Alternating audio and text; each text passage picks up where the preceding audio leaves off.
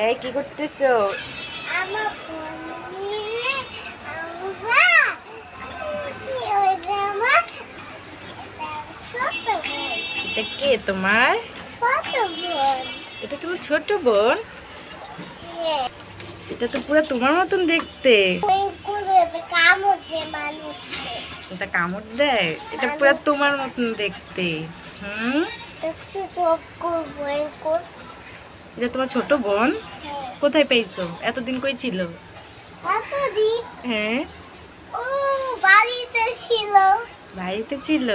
হ্যাঁ এখন আমার ও ছোট ছিল দেখতে তাই এটা কথা বলতে পারে? হ্যাঁ কি কথা বলতে পারে? দাও হুম, এই যে এটা তোমার মতন দেখতে।